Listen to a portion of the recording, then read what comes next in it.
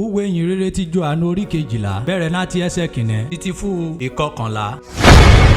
Bíbélì kíkà lédè Ìjẹ̀bú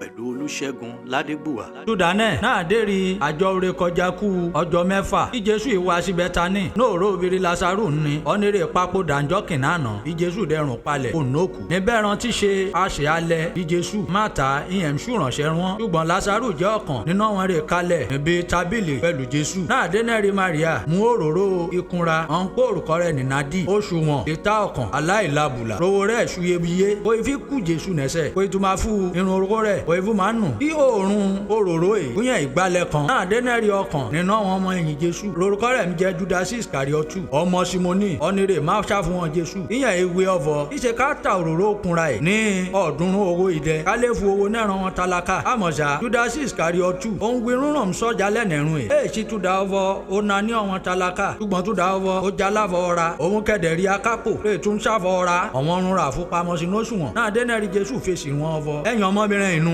rún ṣe tó ń ṣe lẹ̀ túdà ó papòdà rèmi ọmọ tálákà ọ̀yẹ́ sàníta nínú ẹ̀kọ́ àmọ́ èmi rẹ̀ mẹ́lẹ̀ nẹ̀ nùdédé ọjọ́ túdà náà ó jọ ònìyàn nínú àwọn jù rèétí kẹfín ọ̀fọ̀ Jésù ní bò ń ní ìwọ̀n ìwà èsì túdà Jésù nìkan ṣoṣo ṣùgbọ́n kan lè wà rí Lásárù ọ̀nìrí Jésù rún palẹ̀ kó nókù níjọ́ kìnnànà pẹ̀lúpẹ̀lú rẹ̀ ọ̀wọ́n lórí àlùfáà ọ̀yẹ̀ mi gbìmọ̀ wọ́n ṣe máa ń nọ̀wọ̀ gan Lásárù wọ́n lè gbẹ̀mí nẹ́ rẹ̀ nítorí ọ̀fọ̀ nípasẹ̀ rẹ̀ yógúlọ́gọ́ ònìyàn inú àwọn jù rántí jalẹ̀ wọ́n dẹ́ ti gba Jésù gbọ́ Ọlọ́run Olódùmarè ó bùsí gbígbọ́ àti kíkà ọ̀rọ̀ rẹ̀. Àmín.